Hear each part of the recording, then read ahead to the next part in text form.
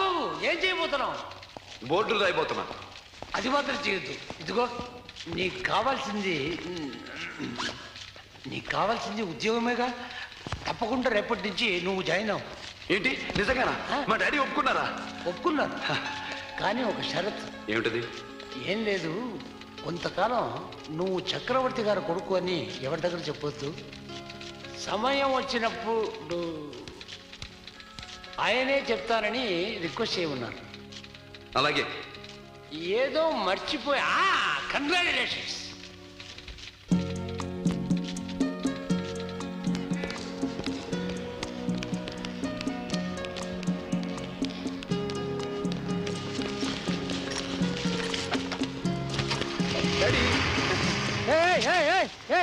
నువ్వేంటి ఇతనెక్కడికి?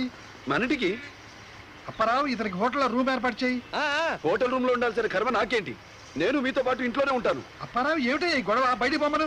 ఓయా, అదే కుదరదు. నేను మా నాన్నతో పాటు ఉండాల్సిందే.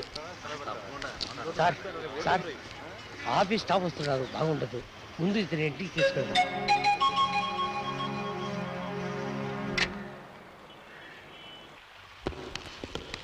అప్పారావు సార్, ఇతనికి ఈ రూమ్ ఏర్పాటు చేయి.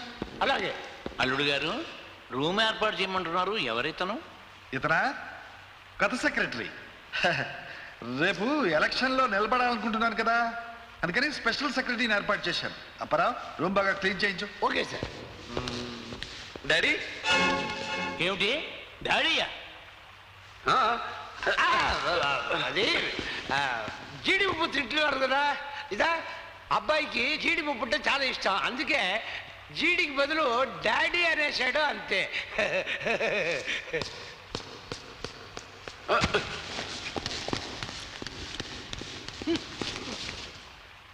నిన్ను సెక్రటరీని పరిచయం చేస్తే డాడీని పిలుస్తావా? కన్న తండ్రిని కన్న కొడుకు డాడీ అని పిలవకూడదా?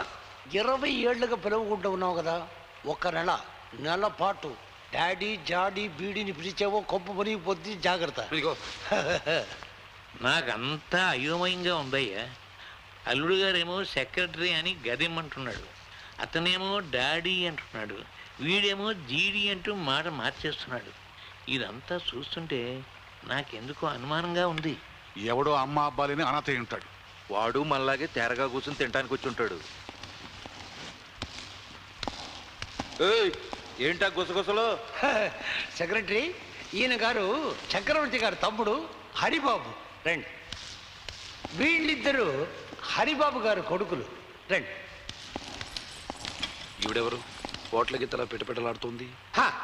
ఈవిడ గారు చక్రవర్తి గారు సోదరీమణి. అంటే నాకు అత్తపడితే బత్తాయి పండులో బాగానే ఉంది. బత్తాయి పండు బొప్పాయి పండును మీద గంటకు వెనకాలే అత్త మొగుడున్నాడు. రా.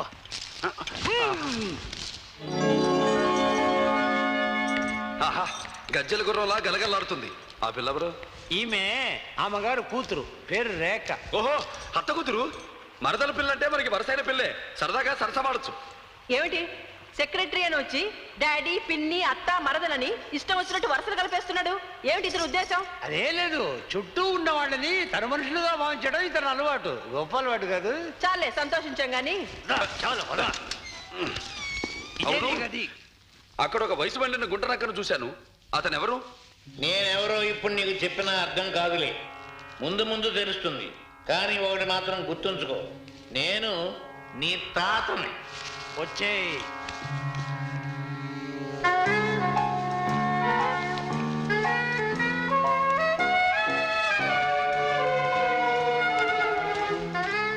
హాఫ్ పట్టితో ఒక అమ్మాయి కాన్వెంట్ నుంచి వస్తుందా?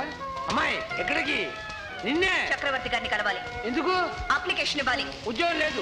నోరు మూసుకుని అవతలకు పో. ఇదిగో, నేను చెప్పిన మాట విను. ఇంకా పోతున్నావేంటి? ఆఫీస్ మొత్తం చూపుతున్నావే, కొనబోతున్నావా? ఇదిగో, నా కోపం వచ్చిందంటే ఏం చేస్తానో నాకే తెలీదు. ఆగమంటే అమ్మాయికి ఎంత బలం! చెప్పిన వినవా? పోతూ ఉన్నావు. ఇదిగో, ఇప్పుడు ఆయన చూడటం కుదరదని చెప్పి వినిపించుకోండి. ఆడదానికి ఇంత అహంకారం పనికిరాదు. కనీసం నా వయసుకైనా మర్యాద ఇవ్వచ్చుగా. ఏంటప్పారావు గొడవ? సార్, ఇక్కడ ఉద్యోగం కాలేదని చెప్పినా వినిపించుకోకుండా అప్లికేషన్ ఇవ్వాలని వచ్చేసింది సార్. అప్లికేషనా? ఏదమ్మా ఇలా ఇవ్వు.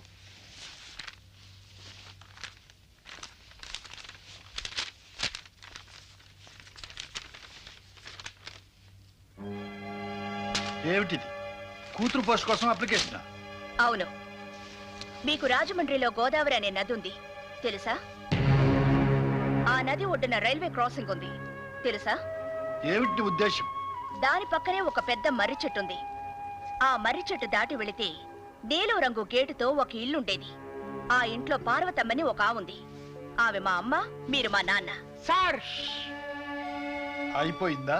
లేదు, చనిపోయే ముందు మా అమ్మ మీ గురించి చెప్పింది.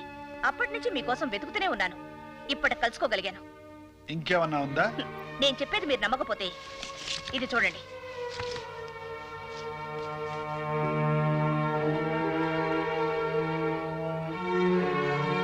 ఇంకా ఏవైనా రుజువులు కావాలా? అక్కర్లేదు కానీ పార్వతికి ఎంతమంది పిల్లలు? నేనొక్కదాన్నే. నీకు తెలియకుండా మీ అమ్మకి ఇంకెవరైనా పిల్లలున్నారా? నోర్ముయ్. అప్పారావు, ఇంకో సుపుత్రుడు ఉన్నాడుగా, పిలు. ఆ అమ్మాయి నిజంగా అన్నంత పని చేస్తే మీ పరువు ఏమవుతుంది?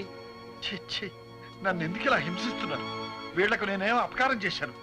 బాబు ప్లీజ్ కాసేపు ఇద్దరు బయటకు వెళ్తారా? ఆయన ఆలోచించుకుంటారు ప్లీజ్.